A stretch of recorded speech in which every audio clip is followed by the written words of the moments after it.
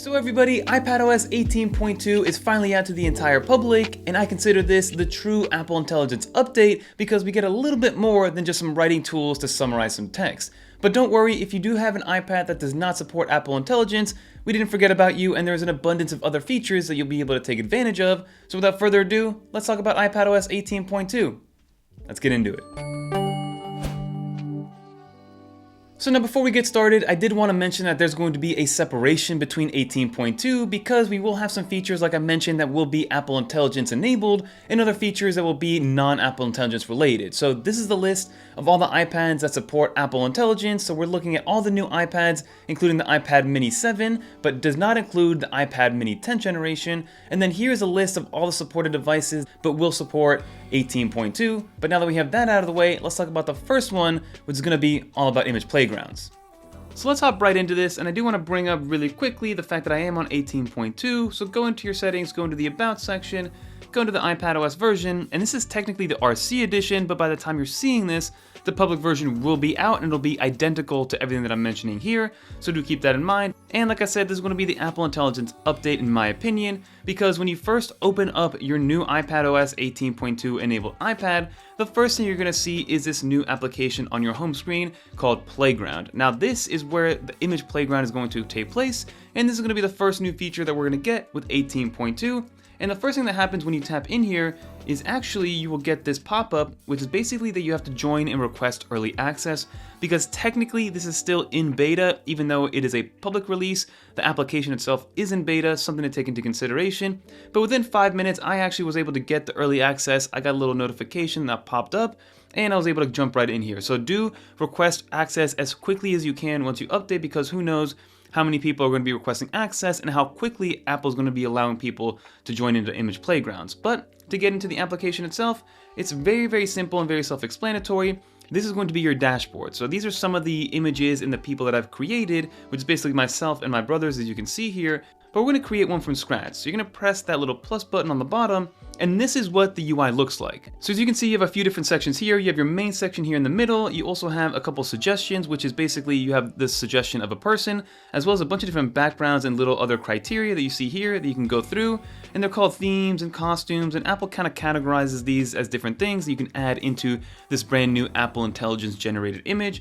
On the bottom, you also have the describe the image, so this works very similar to anything else that uses Apple Intelligence or ChatGPT, for instance. So if you want to add something that isn't in this little predetermined section, then you can just describe it. You can actually choose different people that are in your camera roll to be added in here, and you can choose a different style between animation and illustration. So to do one real quick, let's go through and let's choose a person first. So I want to choose, let's say, myself. So you get to choose a starting point here. It's going to pull up a few different photos. It's going to take a second, and then it's going to auto-generate these photos based on some of the images that are inside of your camera roll already. So as you can see here, this is what it looks like. Let's pick one of these. Okay, let's say this one right here. We'll press done, and that's going to be the first image. And then what you're going to do here is be able to maybe add a couple of things here. So maybe I want to be with a background of a sunset, and you can see that these criteria start to populate in the middle. Maybe I want to be, maybe I want it to be summertime as well. And maybe I want to have a football helmet. We'll add that in there, and that's going to be a written version of it. And then you see that it's going to start to generate in the background.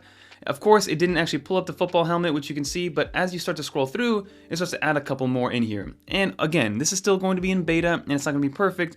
As you can see, again, the helmet looks weird on me. It's kind of messing up. It kind of looks like it should be an astronaut helmet and not a football helmet. But as you can see, it's going to keep generating more and more on the bottom down here as you swipe along. And if you want to get rid of one, you just press the little minus button and it'll go away, and then that helmet feature will go away and you can start to go through there. So that is the way that you actually generate these new images, and these are with people mostly. So if you do want to maybe go and change up the style, you can change it to illustration style. Give it a second. As it pops in, it looks a little bit weirder in my opinion. But let's say I want to add a sci-fi feature in there, something that's going to make it look sci-fi. And again, you tap in there and you can see that maybe they added a planet in the background. You can really play with this as much as you want. Some of the limitations that we've seen is that if you type in some sort of IP or maybe even a person's name, it won't allow you to do that. So do take that into consideration. That's going to be using maybe things from scratch or something that you're going to be able to generate based on your prompts and these different themes down here. But that is image playgrounds. Play with it as much as you want. After you're done, you press done right here. And then you have the option to edit it, trash it, share it, and then you have your ellipsis here to add a couple more options. We'll press X there, and then it's going to be added into your dashboard. And those are going to be persistent as you press done with each one of these. So that is image playgrounds. Depends on who you are, how useful this is going to be, but I do think it's at least a little bit of a fun kind of situation to show off, especially right now. And now before we continue, a word from our sponsor, Paperlike. The Paperlike Screen Protector was actually the very first accessory I ever bought for my original 2018 iPad Pro. It absolutely changed the way I use my iPad, giving me that real paper feel right on my screen, and it's been almost 7 years and I still make sure that I have one for all of my iPads. I recently got the new iPad mini 7 and I knew I needed to throw a Paperlike screen protector on there because it just adds a whole new dimension with how I engage with the iPad mini. Paperlike's nanodot tech gives you the natural resistance of paper, letting you take neater notes, draw with precision, and even makes the sound of pencil on paper. Combine that with the new haptics of the Pencil Pro, and you have a match made in heaven. It is made for creators and doers. It's perfect for artists, designers, students, or anyone who wants the real paper experience in their digital workflow. And with its microbead tech, Paperlike keeps your screen clear and near glare free, making it as beautiful to look at as it is to write on. Not only do they give you 2 Paperlikes on there just in case you mess up, but they also are so confident in their product that they offer a 100-day satisfaction guarantee. So if you're ready to fall in love with writing on your iPad, give Paperlike a try with the link below. And now back to iPadOS 18.2. So the next 2 added features are pretty much the same thing, just in different forms and different renditions as image playgrounds, but let's open up a brand new note. So this next one's going to be all about GenMojis, and it's the same idea, but instead of using something like image playgrounds and something that looks more like an actual image or a JPEG, we're literally using emojis to create our own emojis.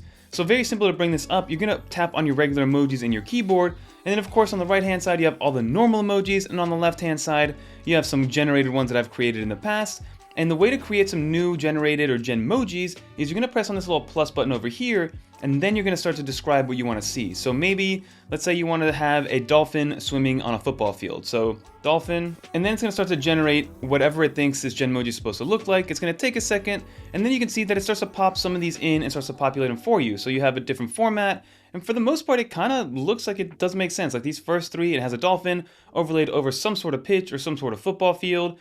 Gets a little bit more creative and a little bit different in terms of form factors. I'm going to go over here because I like this one the most. We're going to press add, and then that becomes an emoji that you can use persistently, and it's going to show up here every single time. And then a little bit of advice when it comes to creating these, if you want them to be as good as possible, is think of maybe combinations of different emojis. The best way to do this is, for instance, if you want to do robot with city buildings, I know that there's a robot emoji, and I know that there's a city buildings kind of skyscrapers in the background type of emoji. And as you can see, these actually came out pretty good, and this is exactly what I wanted. I wanted a robot in the foreground and a cityscape in the background.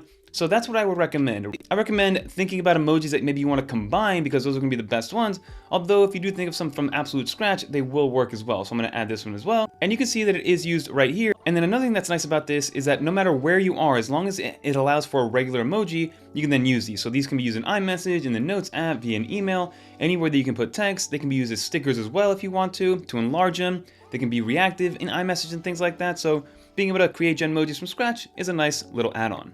Okay, so now let's get into a brand new tool that you have in the Notes application called Image Wand, and to pull this up is very simple. All you got to do is pull up your regular kind of toolpad on the bottom, and you're going to see that down here you do have the Image Wand. Now, something to take into consideration is that you do not actually need an Apple Pencil, and just know that it only works in the Notes application. It does not work in any other application like Freeform or something like a screenshot annotation, so it only works in the Notes app, but you can use your finger to activate it. But basically what this does is that it's going to take a hand-drawn image, as you can see right here, and we'll tap on here, and then let's circle this, and then it's going to circle it, and then in a few words it's going to ask you to describe it. So I'm going to type in here Halloween to make it as generic as possible. Press done, and it's basically going to take my pumpkin and something like Halloween and recreate it the same way that it used something like Image Playground. So it's basically a way to create image playgrounds with something that isn't people. This does not work with people whatsoever, and we're going to see some examples of that in a second. But you can scroll through here to see which one you like the best. So from the fact that it took my drawing into consideration, you can see that it has all the triangles, it has the facial features, it has a couple teeth that I mentioned earlier, and then it took some liberties in terms of the background. So I'll press done here, and when you do press done, it does replace your hand-drawn image, and then it turns it into an actual JPEG that you move around, that can be treated any which way, that you can copy, paste, and move around. So that is what Image Wand is going to do. And if I try this out over here, I'm going to type in space. You got to give it a second, and then you can see that it does take into consideration the moon that I drew with the little circles, the rocket ship, in kind of that same form factor that I had it drawn in before. So depending on how accurate your drawing is and how much detail you give it, it's going to take up as much of it as possible. And what I try to do to really test out how it's generating the image based off of my image is to be as generic as possible when it comes to the descriptors that you add after the fact, because with the image one, it can not only take your hand drawing, it needs at least one additional descriptor in order to actually take into consideration what you're drawing. But you can see here that I'm going through it, and again, it's keeping that same form factor of like that cylindrical shape. Here it takes a little bit more liberty of what I'm actually drawing, but the first two, especially the first one, really takes what I'm drawing and brings it to life. I'm gonna press done here, and as you can see, it's gonna replace that image. As you can see, one of the circles was still left out, but I can move it around, make it bigger, make it smaller, overlay it on here, and that's great to see. But that is image one, and as I said earlier, you cannot use people through image one to generate another person. And then to continue on how the Notes application is using Apple Intelligence, as you can see here, I have a couple of descriptors. If you highlight all this descriptor, so if I go like this and highlight it, you get a couple of different options here, including copy paste, writing tools, but if you keep moving over to the right, there will be a new feature called add to playground. So if I add it to the playground, it means it's gonna take image one and it's gonna generate something based off those descriptors. But as you can see, it's unable to generate an image with this descriptor. Images involved people are not supported. And like I mentioned, I wanted to show off that the fact that even something like a witch will not be supported. So maybe if I delete this witch from here, let's delete that. Let's highlight this right here. Move it over here, add to playground, it should generate something, and as you can see, it's generating the witch broom with the moon in the background, moonlight, the fact that it's a little bit scary, but again, it will not generate a witch because it is technically a person, as opposed to something like this that is inanimate, of course. But that is something to consider when it comes to image playgrounds, as well as Apple Intelligence and image creation or image generation, because it's not creating anything, it's generating based off old stuff. Now let's get into some of this ChatGPT integration and show off where it exactly is integrated. So the first I'm going to talk about is writing tools. So if you guys remember, with 18.1, we did get the first version of writing tools. So if I highlight some sort of text over here, I have the ability to bring up the writing tools over here. So if I tap on here, I'm able to proofread them, rewrite it, make it friendly, professional, something that we've seen in the past in terms of being able to manipulate text with Apple Intelligence or with any other AI. But now you're able to add two additional factors. You can describe the change, and you can also compose from scratch, which is something that we weren't able to do before. And that is where the ChatGPT integration does come into play. So describe what you'd like to write, and ChatGPT will create it for you. And then also describe your change, make it informal. We'll press this little send button, and then it should change everything up and make it a little bit more informal for me in terms of what the text is writing. Give it a second. And it did make it a little informal by adding exclamation points like hey there and adding more slangish words as opposed to more formal wording. But as you can see from a pinpoint or a Lisp standpoint, it made it a little bit more confusing to actually write. So I'm going to revert it back because I don't really like that. But that is an idea of how that looks like. So ChatGPT is fully integrated into the writing tools now, which I think makes it 10 times more powerful than when it did before. And just like ChatGPT is integrated into something like the writing tools, it's also integrated directly into Siri. So if we pull her up, who's older, Dwayne Wade or LeBron James? So as you can see here, it's going to ask ChatGPT for this question to get some more relevant data. We're going to ask that question, and it should pull it up in a nice little UI for us, which is something that we didn't have before. So here it says LeBron James is older than Dwayne Wade. LeBron James was born December 30th, 1984, while Dwayne Wade was born on January 17th, 1982. But now I actually want to ask, who was drafted first?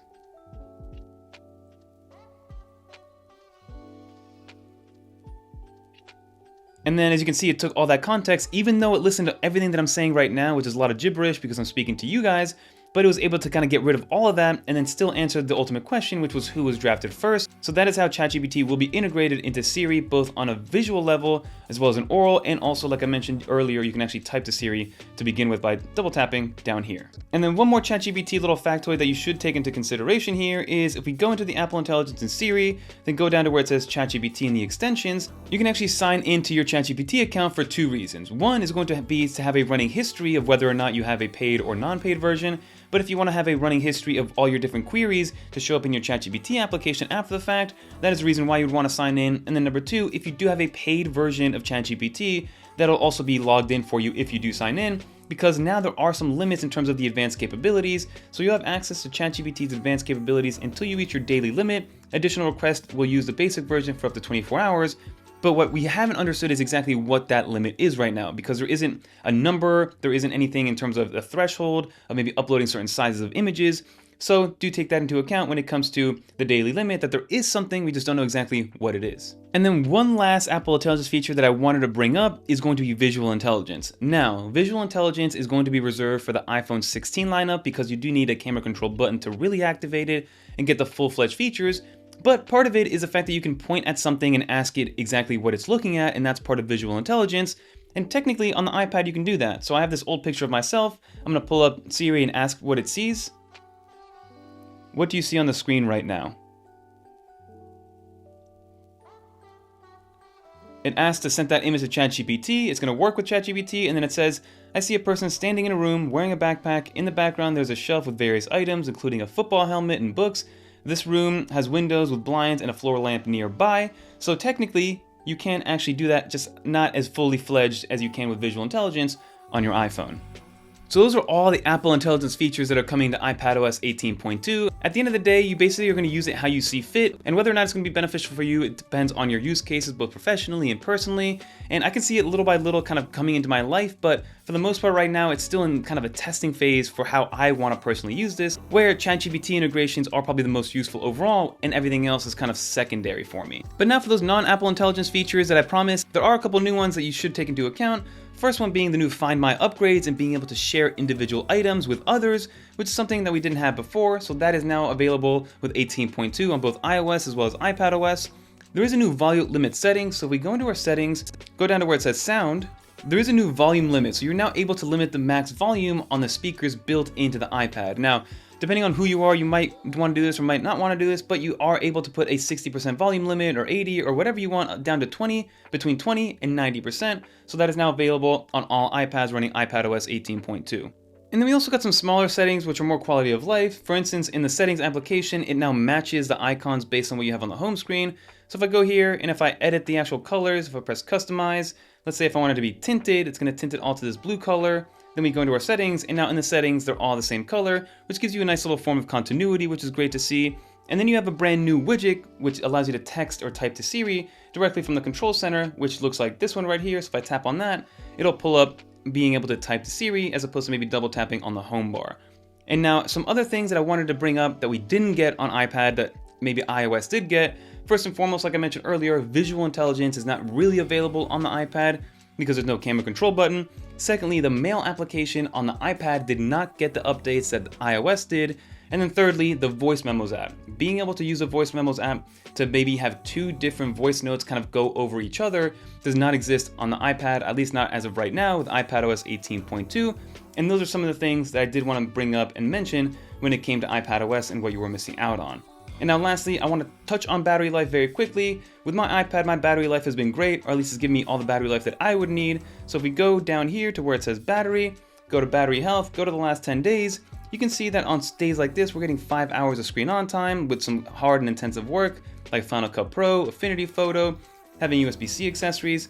A day like this, I got 6 hours of screen on time with using less than 70% battery, meaning I would probably get 9 hours of screen on time doing some intense work. So overall, I get 5 to 7 hours of intense work and anywhere from 9 to 11 hours of some light usage with my iPad Pro, which is more than enough for this type of iPad. But that'll do it for this part. Let's finish it up. Now that'll just about do for this video, everybody. As you saw, there's an abundance of new features, and we still don't really know how to actually take advantage of all these different things, whether they're just gimmicky, whether they're for fun, or whether we can actually use them in our day-to-day from a professional standpoint. I, for one, to be totally transparent, the biggest one for me has to be the ChatGPT integrations, because I'm able to do things that I would otherwise have to take a few more steps to go into the ChatGPT application and then do what I need to do. So having it built into native Siri and having it built into the native OS does save me a few more steps from an efficiency standpoint, but the things like image playgrounds and GenMojis and even something like the magic wand, although they are very cool in how they're used, right now I haven't found a real use case for me to be able to use them long term in my day-to-day, but that's just me, and let me know in the comment down below if you think differently or if you are going to be using these things moving forward, and for what purpose. I'm always curious to know. But that'll do it. If you guys learned something new, definitely leave a comment down below, and if you made it to the end, leave a little dolphin in the comments down below so I know you made it to the end. And if you want to watch more videos like this one, definitely check out one of these videos right here. And until next time, enjoy 18.2 and all those nice Apple Intelligence features that you can now show off to your family during the holiday season. Peace, everybody.